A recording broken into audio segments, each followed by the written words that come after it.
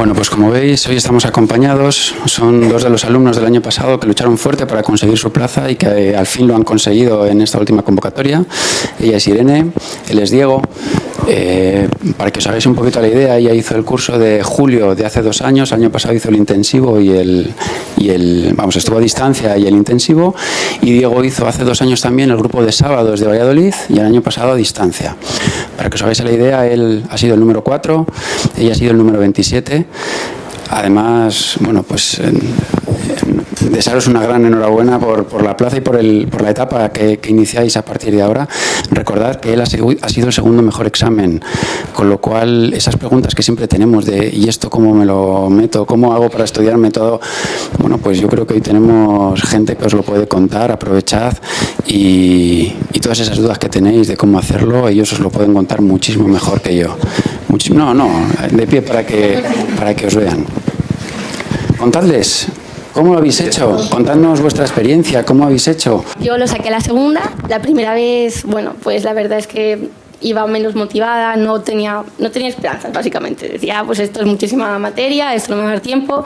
Y estudié mucho, porque estudié muchas horas, pero no con la profundidad ni con la motivación de venga a por todas, que esta me la saco.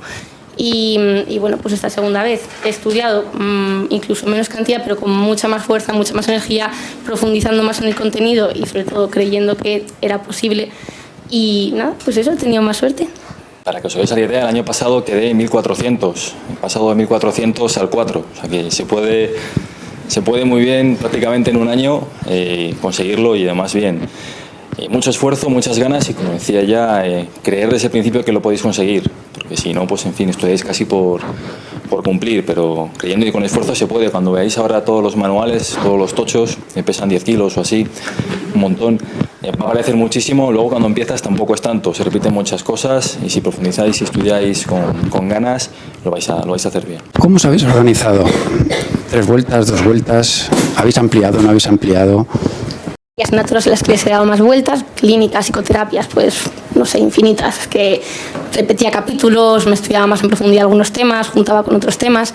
Otras, pues incluso ampliar, yo creo que es necesario, o sea, con el material de CD es más que suficiente y ampliar es útil, pues sobre todo si es un segundo año, para romper un poco con la monotonía, más que nada, pues se ampliaría igual alguna personalidad, de trastornos de personalidad, psicoterapias de tercera generación, pero no perdería excesivo tiempo y mucho menos si es el primer año en ampliar, porque es tanta la información que hay que probablemente lo que logréis retener de más con una ampliación es mínimo y vale más llevar bien preparado el material de CD, que con un poco de cabeza se sacan muchas de las preguntas que no están literales en los manuales.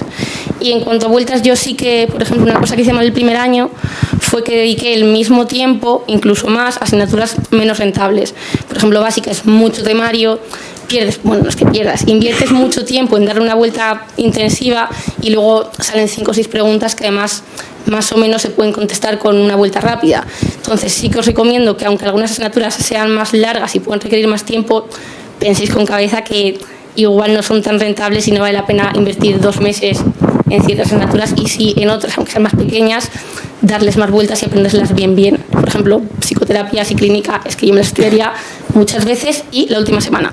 Aunque sea lo que mejor os sepáis, una nueva vuelta las últimas semanas antes del examen, porque son los detalles de los que más tiran en el examen. Yo, como no tenía ni idea de cómo estudiar, pues cogí la guía de CD y planteaban 3 vueltas y más o menos lo seguí.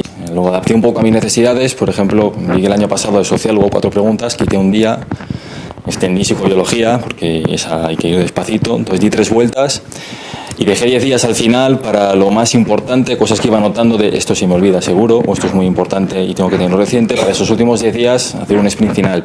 Yo sí que amplié la parte de clínica y la parte de psicoterapias, y creo que las demás asignaturas es incluso contraproducente, ampliar básica o social o evolutiva es perder el tiempo. Siempre, claro, asegurando la parte de CD primero, es decir, todo lo más importante, todo lo que más es lo más preguntable, por decirlo así, está en CD. Yo amplié porque, bueno, empecé a hacer exámenes de otros años, y igual en cada examen había 2 preguntas que no podía contestar y, bueno, me entró el toque y dije, no, tengo que ampliar. Pero vamos, asegurarlo de CD primero y luego si queréis ampliar les preguntáis, que yo les pregunté y me dijeron con qué se podía ampliar. Y bien, fueron 3 vueltas, cada una, digamos, de más memorizar, al principio entender, integrar todo. La segunda vuelta, pues un poco ya más corta, que fueron de agosto a noviembre, donde ya ibas mirando el reloj mucho, y los últimos 2 meses de memorizar, intentar tener que memorizar lo menos posible, entender cosas, integrar cosas, y mucho mejor que memorizar. Yo sí que hice en la segunda vuelta como unos mini esquemas de lo que me tenía que aprender, o sea, lo que me tenía que memorizar, que sabía que se me olvidaba. Pues me había olvidado en la primera vuelta una clasificación, edades, detalles que se me habían olvidado, para recordar que eso en concreto me lo tenía que trabajar justo antes del examen. La parte memorística, tener 10 folios, igual 15, para trabajar con ello justo antes del examen, porque la última vuelta es casi más ansiedad, que si tienes todo ordenadito, que a por qué ir es más práctico. Y post-it de esos de marcar páginas, un montón. Esta página, esta clasificación, esta tal, todo para el final, para no tener que revisar todas las asignaturas en una semana. Bueno, chicos, ¿y la academia? ¿Cómo lo veis? ¿Qué es lo que os ha facilitado? ¿Qué destacaríais? Para bien y para mal, las dos cosas. La verdad es que las clases presenciales me ayudaron a, aparte de enfocar el temario de otra manera, que igual estudiarme todo sin, los manuales en sí no son pesados porque es un temario interesante, pero la clase te lo ameniza y pues te dirige un poco, qué fijarte, en qué no fijarte, a qué darle más importancia. Y incluso, pues igual, yo me estudiaba un manual, luego iba a clase, porque a mí me pasaba que estudiaba y cuando daba la segunda vuelta volvía a ir a lo que ya me había estudiado. Y las clases muchas veces pues me hacían fijarme en cosas que igual no me había fijado y no me daba cuenta de que no me sabía. Y como negativo, no sé, a veces el primer curso sí que llegó un momento que me volví loca, en plan, Dios, estoy perdiendo tiempo en clase, podría rentabilizarlo más. No es verdad. O sea, luego tienes mucho tiempo ahí, no sé si ellos tienen algunos meses sin clase al final de... Justo antes del examen, ¿tenéis meses sin clase? Sí.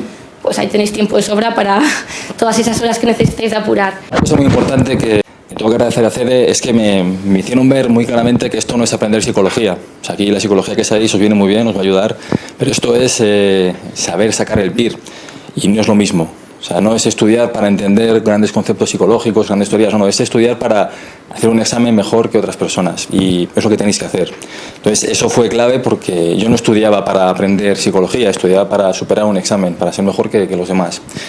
Y eso lo entendí muy bien en las clases presenciales de CEDE, y también con los simulacros y demás, y la verdad es que sin eso no habría conseguido. Sabría un montón de cosas, pero no habría conseguido hacer el examen que hice.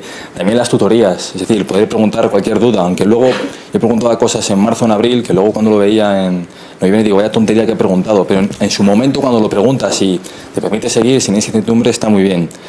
Cosas malas, quizá el último simulacro, que fue por sorpresa, que no estaba programado, creo que fue unos 15 días antes del examen, me pilló un poco a desmano, porque claro, era un día que tenía que hacer unas cosas y no iba a dejar un simulacro, pero bueno, eso es algo que tampoco tenía por qué hacerlo si no quería. Hemos tocado otro tema candente, simulacros, CEDE Memory. ¿Valen, no valen, funcionan, no funcionan? Simulacros, sin duda. Yo el primer año hacía los simulacros de aquella manera, los hacía a mitades, a cachos, y no me di cuenta, luego cuando hice el examen, me di cuenta que había fallado muchas preguntas que me sabía, que había pasado mal preguntas, y dije, qué locura, ¿cómo me ha podido pasar esto? Y este año hacía los simulacros bien hechos y los corregía, y me daba cuenta de que sistemáticamente pasaba mal preguntas, sistemáticamente fallaba cosas que me sabía, y corregí eso, pues iba con más cuidado, aprendes a hacer un examen. Yo, por ejemplo, me hacía bloques de 60 preguntas, dividía el examen en 4 o 5 bloques, hacía 60 preguntas, paraba, descansaba, 60 preguntas, paraba, descansaba.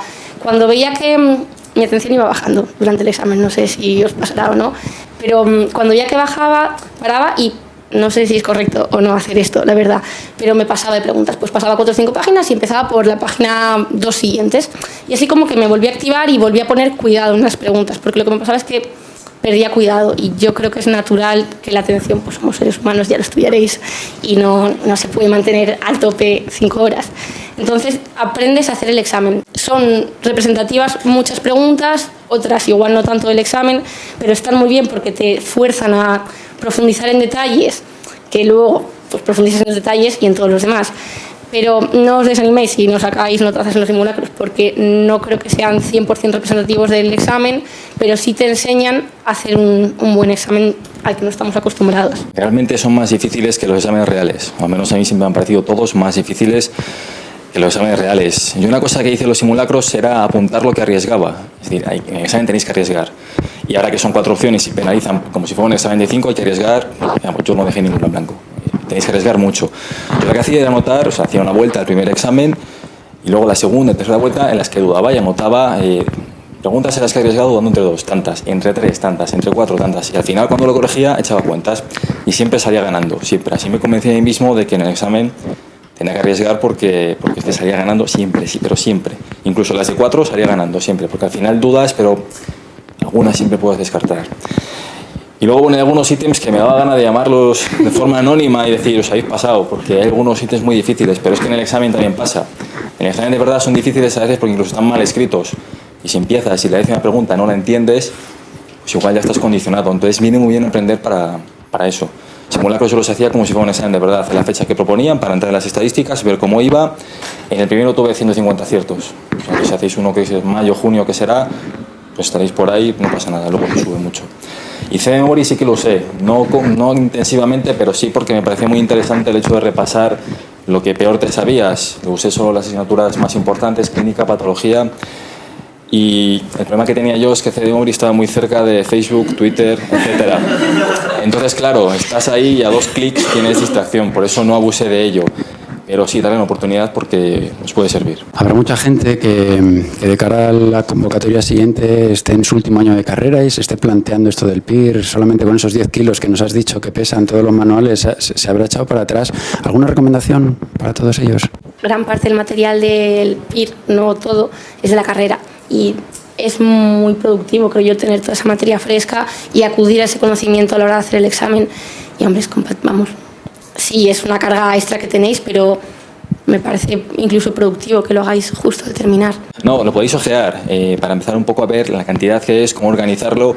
Y yo haría mañana mismo un examen de convocatoria, un año que os guste, para ver cómo es. El 2007, por ejemplo. Lo hacéis, lo veis como si fuera de verdad, para ponernos un poco en situación porque va a ser más largo que casi todos los que tengáis de facultad, lo que estáis acabando. Que está más enrevesado y bueno, es mucho más general. Entonces tocáis todo, una pregunta a otra, pues es una materia a otra. Pero vamos, lo que es la cantidad, lo que digo, la primera vuelta se hace larga, pero luego bueno, realmente se integran muchas cosas. Hay cosas que se ven en patología, que están en clínica, que están en personalidad, que luego veis en psicoterapias. Yo creo que tener delante al número 4 y a la número 27, las preguntas que se nos ocurrirán serán un montón y tendréis oportunidad para darlas.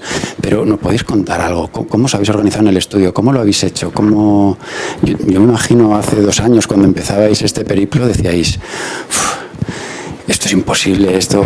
¿Cómo os habéis organizado? Una primera vuelta con cuidado y entendiendo que además veréis que tardéis muchísimo, que os deis cuenta que se os acaban los días, que no va a cuadrar en el calendario, que veis que os quedan 2 vueltas más y ya vais fuera de tiempo. Yo creo que la primera vuelta es muy positivo dedicarle el tiempo que necesitéis para de verdad entenderlo todo, integrarlo. Y hay mucho contenido que se repite. Entonces es importante que, aunque veáis que el tiempo apremia por detrás, la primera vuelta la hagáis bien. Y yo os voy a decir de planificación, digamos, los errores que cometí yo en la primera vuelta, de los que aprendí, para que no los hagáis. Y el primero de ellos era llevarme el móvil a la biblioteca, en casa, enterrado en una caja, y hasta febrero os olvidáis de él. Y otro, cuando planificaba el estudio, lo planificaba día por día, del día tal al día tal patología, de tal a tal clínica. Bueno, pues en la primera vuelta lo hice así, me vine arriba y me faltaba tiempo siempre. En la segunda y tercera metía días de por si acaso.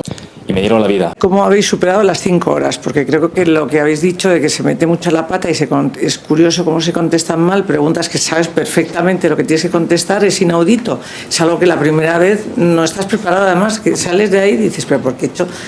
O sea, porque he contestado tantas preguntas que me han dicho perfectamente lo que tenía que contestar. Creo que a todo el mundo le pasa que alguna pregunta patina y es natural. Yo creo que, vamos, a mí me consolaba pensar que igual no todo el mundo había tenido 3 fallos así, pero que 1 o 2 sí. De hecho, la media en algún sitio leí que era de 3 a 7 fallos de preguntas que conocías.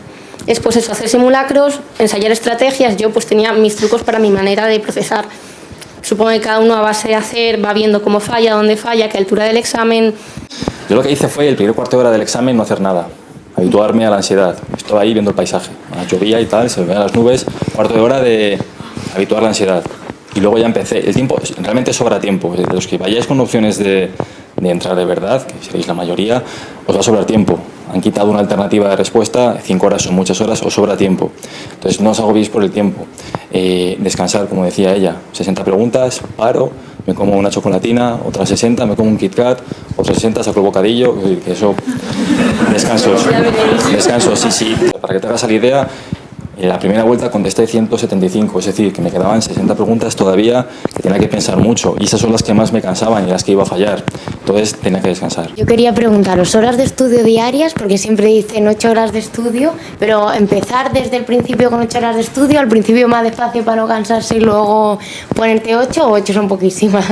Digo lo que teóricamente estudié, aunque luego en la práctica quizá no sea exacto. La primera vuelta entre 6 y 7 horas al día, de lunes a sábado. Domingo descansaba. A veces hacía CD memory porque si no se me acumulaban y claro, era un jaleo. La segunda vuelta 8 o 9 horas. Esto fue, la primera vuelta fue de marzo a agosto, la segunda de agosto a noviembre, la segunda de 8 o 9 horas y luego en diciembre y enero todas las que podía, sin obsesionarme. Es decir, hubo días que fueron 5 o 6 horas, muy cansado. Sobre todo los sábados y los viernes estaba muy cansado. Los lunes me cundía mucho porque descansaba el domingo. Hubo días de 12 horas, pero no es lo normal. Entonces sí, como dices, progresivo. Empezaría ahora con 6-7 horas, iría subiendo y haciendo descansos, eso sí.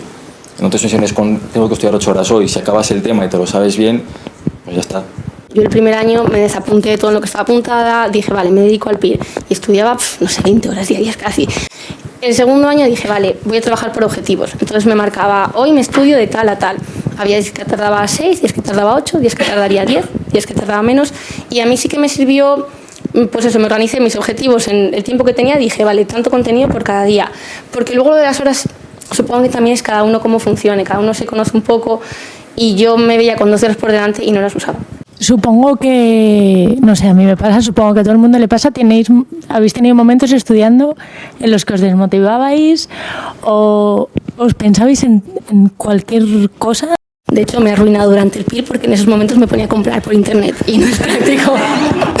Entonces lo que dije, pues lo que dice él, pues fuera móvil, fuera ordenador, te vas a la biblioteca. A mí me ayudó mucho empezar a ir a la biblioteca. Dejaba todos los aparatos electrónicos en casa y decía, bueno, pues si pierdo el tiempo ahora, lo recupero luego. Es normal tener dudas. Yo el día de antes estaba convencido de que no lo iba a conseguir. A la media hora digo, voy a quedar el primero, casi acierto. A la media hora es imposible, mira, no voy. Y luego, o sea, de todo, es decir, es normal. Además os pasará, y esto está bien decirlo, en enero tenéis la sensación de que no os acordáis de nada. Nos pasa a todos, es normal y os acordáis de todo, ¿vale? Y sobre lo de distraernos, yo utilizaba autocontrol, cosas que me distraían, las escondía y me ponía cartelitos, aparte de, como decía ya, post-its y demás, con cosas que tenía que aprender, también con mensajes de ánimo, e incluso un cartelito, ponte a estudiar, por favor, Diego, keep calm and empieza a estudiar, cosas así. Se te va la cabeza babia, miras al techo, es verdad, venga, vamos. Entonces, carteles que, bueno, no que te agobien, pero sí que te recuerden que venga, un esfuerzo más, que estamos llegando. Me ponía la alarma cada 15 minutos. Y esa de retrasar del móvil, y cuando ya que no estaba estudiando, pues me centraba, o me sonaba y me volvía a centrar. Nivel de satisfacción ahora y de todo el sacrificio. ¿Cómo os sentís? Yo me ponía a mirar hospitales, a mirar rotaciones cuando estaba estudiando y me motivaba porque es increíble la formación que vais a tener. Y no he empezado, hablo desde el desconocimiento, pero ves los programas y es que ningún máster, no hay absolutamente nada a nivel docente en psicología que te ofrezca una oportunidad como es la residencia. En vacaciones yo me fui solo 2 días a la playa, mis amigos fueron una semana, Nochevieja en casita, etcétera, sacrificio mucho, porque hay que echarle horas y la gente a veces te intenta apoyar y otros te dicen que por un día no pasa nada, pero es que no es un día, es que al final son varios. Y satisfacción, aunque no lo parezca, yo ahora cumplo criterios de TSM de episodio hipomaníaco. Es decir, de verdad, he pasado de esquizoide y TAG a hipomanía de un día para otro, prácticamente. Mucha. Como decía ella, másteres ahora, aparte de que son caros, no garantizan nada. Yo que he estado 5 años trabajando, se acabé la carrera hasta ahora, el mercado laboral español está mal y para los psicólogos peor. Entonces, el PIR es no la única, pero si os gusta la clínica, bueno, sí, si os gusta la clínica, la única. Si os gusta lo sanitario, la única real que os permita trabajar de forma legal y sin ataduras. ¿Cuánto tiempo echasteis con la primera vuelta todos los manuales? ¿Os agobiasteis, horarios y tal? Y otro tema también, que me gustaría saber vuestra opinión, es el tema de lo que tú has dicho, las vacaciones. Es decir, yo me he planteado las vacaciones del siglo de tal, pero si es bueno o no es bueno, ¿creéis tener también tener un poco de vida, no mucha, pero tener un poco? Yo os aconsejo para el principio paciencia, para el final todo lo contrario. Para el principio que dediquéis el tiempo que necesitéis. Yo el primer año dediqué muy poquito tiempo, la primera vuelta me leí todo, vamos, es que no hacía otra cosa que leer todo el día muy rápido. No fijé conceptos, es que ni subrayaba, era en plan, tengo que acabarme hoy el tema de personalidad. Creo que en realidad es importante que llevéis una rutina dura, pero un día no es nada. Hace falta estar, digamos, en condiciones buenas de salud y de bienestar para estudiar y que te cunda. eso según te lo pide el cuerpo. Es decir, no te sientas culpable por tomarte 3 días seguidos de no estudiar si lo tienes planificado. Intenta planificarlo, eso sí, para no ir luego a remolque. Pero sí, es decir, yo creo que si te pones ahora y no paras hasta enero, es que vas a parar en septiembre. O sea que sí, descansar. Con respecto a los expedientes, ¿creéis que ha tenido un gran peso este año en el examen? Aquí hay que hacer el mejor examen que puedas. Tengas un 1,1 o tengas un 4. Tener un 4 no te garantiza tener plaza y tener un 1,1 te dice que es imposible. Entonces, olvídate del expediente y haz el mejor examen que puedas. La número 1 tiene un 1,6, un 1,7 o así. Yo tengo un 2 y he bajado del segundo mejor examen, mi puesto es el 4. Es decir, he bajado 2 puestos. No es nada dramático. Este año y el año pasado es verdad que ha tenido más peso que los anteriores, pero sigue siendo algo anecdótico. Es decir, tengas lo que tengas, tienes que hacer el mejor examen posible. Los exámenes que vienen al final, o sea, cada tema tiene su propio examen en cada libro. La consulta que os hago es que yo, por ejemplo, me termino un tema que tengo programado para ese día o para esos días que he tenido que estudiar. Y luego, donde me surgen las dudas, es cuando me voy a las preguntas del examen. En cambio, aquí, en un primer momento me dijeron que era mejor dentro de 2 meses, porque lo teníamos muy reciente, pues a mí las dudas, incluso con el libro, algunas no las sabía ni contestar. Con lo cual, no sé si es bueno o si lo habéis usado o si lo habéis hecho o no. Es muy importante hacer las preguntas de convocatoria. Yo incluso las haría 2 veces. En el MIR, yo este año estuve viendo con chicas que estudian en el MIR, les recomendaban que hiciesen las preguntas antes de estudiarse el tema y después. Es normal tener dudas porque es que, lo comentaba al principio, puedes saberte la materia muy bien, pero no saber contestar lo que te preguntan. Eso se aprende. Es decir, cuando hagas muchos ítems y vas a ir enunciado y dices, ya sé dónde van a preguntar. Entonces, y eso se aprende, y veréis en 2002 o 2003 preguntas que este año han sido las mismas, en 2015.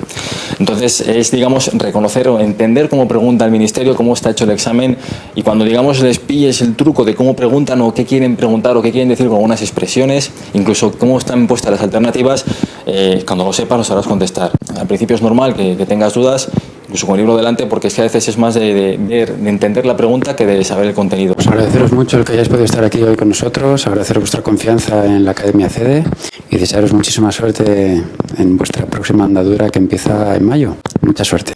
Gracias.